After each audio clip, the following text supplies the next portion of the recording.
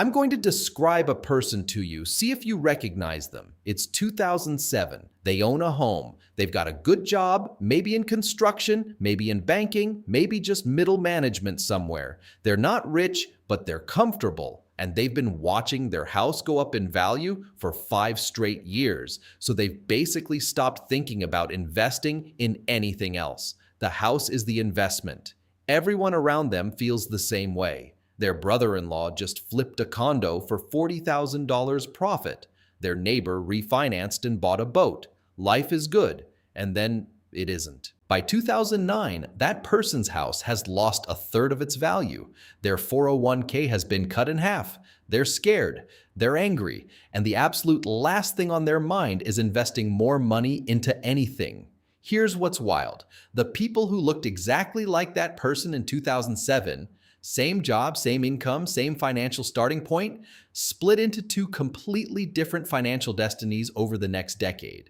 Not because of luck, not because of connections, because of one decision made between 2008 and 2010 that took about 20 minutes to execute. The ones who made that decision, many of them are sitting on over $1 million today. The ones who didn't, they're still catching up. I'm going to show you exactly what that decision was, why almost nobody made it, and, more importantly, what it teaches us about the moment we're living in right now. To understand what happened, you have to understand the full arc. Because this wasn't just a crash, it was a 5-year financial earthquake with a very specific beginning, a very specific bottom, and a recovery that created more ordinary millionaires than almost any other period in modern history.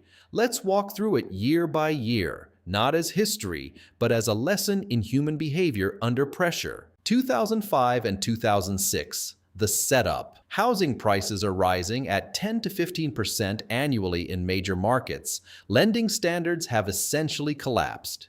You could get a mortgage with no income verification, no down payment, and an adjustable rate that was going to reset in 2 years. Nobody cared because everyone assumed prices would just keep climbing.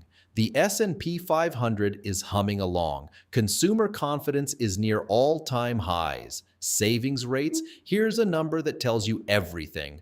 The personal savings rate in America in 2005 was negative 0.4%. People were spending more than they earned. The entire country was borrowing against a future it assumed would be endlessly prosperous. 2007, the cracks. Bear Stearns hedge funds collapse in June. The phrase subprime mortgage enters the public vocabulary. The stock market peaks in October at 1,565 on the S&P 500. Most people don't notice. Most people are still at the party. 2008, the collapse. Lehman Brothers fails in September. The market falls 38% for the year. Unemployment starts climbing from 5% toward 10%. $11 trillion in household wealth evaporates. The word depression, not recession depression, is being used by mainstream economists for the first time since the 1930s. 2009, the bottom and the beginning. The S&P 500 hits 666 in March. That is not a typo. 666, down 57% from its 2007 peak, and then something quiet starts happening. Almost invisibly, the market begins to recover, not because the news got better, the news was still terrible. Unemployment kept rising through October 2009, but the underlying businesses, the real functioning companies that make up the economy, started to look extraordinarily cheap to anyone paying attention. 2010, the divergence. By the end of 2010, the S&P has recovered to about 1,257. People who bought in the 600s and 700s have already nearly doubled their money. But most regular people still aren't investing. They're still shell-shocked, still waiting for certainty that never officially arrives. That is the window, 5 years. And the lesson inside it is not what you think. Look, I want to get into the actual numbers here, because I think when people say you should have bought in 2009, it sounds like hindsight wisdom, obvious in retrospect, useless in practice. But here's what I want to show you. The math at the bottom wasn't obvious, but it was visible if you knew where to look. There's a metric called the price-to-earnings ratio, P/E ratio. It tells you how much you're paying for each dollar of corporate earnings. Historically, the S&P 500 trades at an average PE of about 16. When it's at 20 or 25, you're paying a premium. When it drops to 10 or 11, you are getting businesses at a significant discount to historical norms.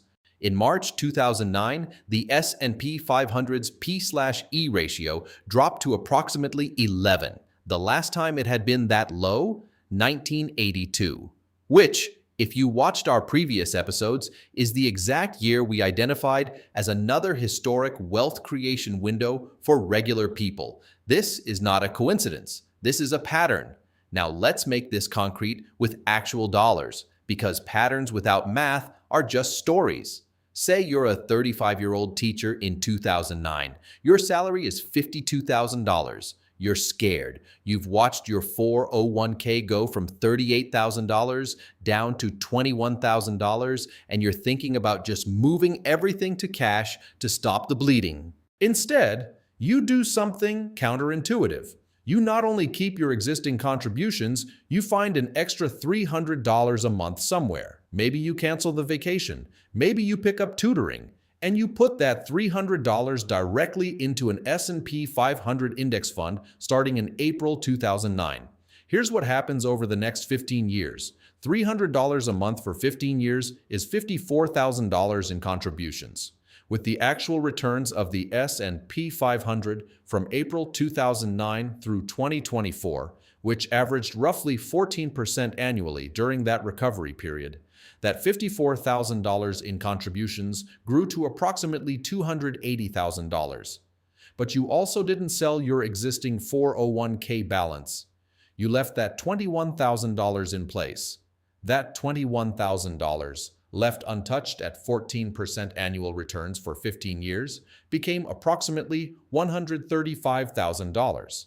Total, $415,000 from decisions made during the scariest financial moment of a generation. And that's assuming she never got a raise, never increased contributions, never did anything fancy, just stayed in and added $300 a month when every instinct said don't. You might be thinking, okay, but 14% returns aren't normal. Fair, let's use 10%. The long-run historical average. At 10%, the $300 a month for 15 years becomes $186,000. The $21,000 left in place becomes $87,000.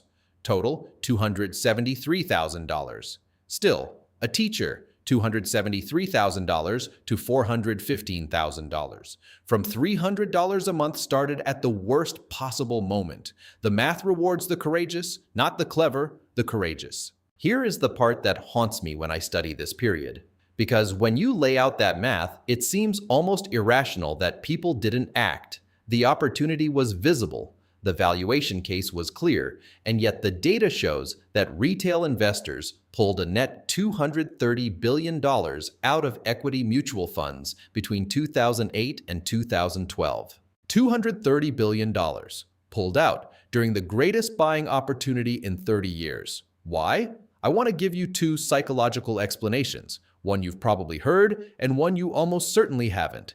The one you've heard, loss aversion. Losses feel twice as painful as equivalent gains feel good. We've covered this before. When people see their portfolio down 40 or 50%, the pain of continuing to watch it is so acute that selling, even at a massive loss, it provides psychological relief. They're not optimizing for wealth. They're optimizing for the cessation of pain. This is human. This is wired into us, and it is enormously expensive. Here's the one you probably haven't heard.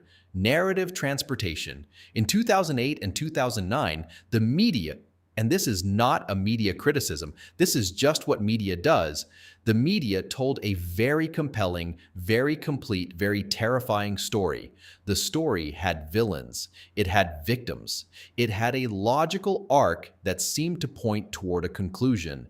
The system is broken. The game is rigged. It's different this time. The old rules don't apply. When humans encounter a powerful narrative, we don't evaluate it. We enter it. We get transported into it. And once you're inside a narrative, contradictory data doesn't update your beliefs. It gets filtered out or rationalized away. The story becomes the lens through which all new information is interpreted. So when the market started recovering in April 2009, people inside the everything is broken narrative didn't see a buying opportunity. They saw a dead cat bounce, a trap, temporary relief before the real collapse. Every positive data point got absorbed into the fear narrative and reinterpreted as further evidence of danger. This is why smart people, genuinely intelligent, financially literate people, missed the 2009 recovery.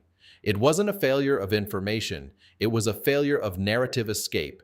The people who bought in 2009 weren't smarter, they weren't better informed. They had somehow, through temperament or through discipline or through sheer stubbornness, managed to keep one foot outside the prevailing narrative. They could see the story being told without being fully inside it. That distance is worth millions of dollars. Literally. Here's what the frozen account study actually tells us. The best performing accounts at Fidelity weren't managed by financial geniuses. They were forgotten accounts. Accounts belonging to people who literally could not react to market conditions. Think about that for a second. The less you interfered, the richer you got. Your biggest enemy during a market downturn isn't volatility. It isn't inflation. It's your own access to your account while you're scared. So here's the move. Build a system that makes emotional interference structurally difficult. Automate your contributions. Set a written policy for when you're allowed to make changes.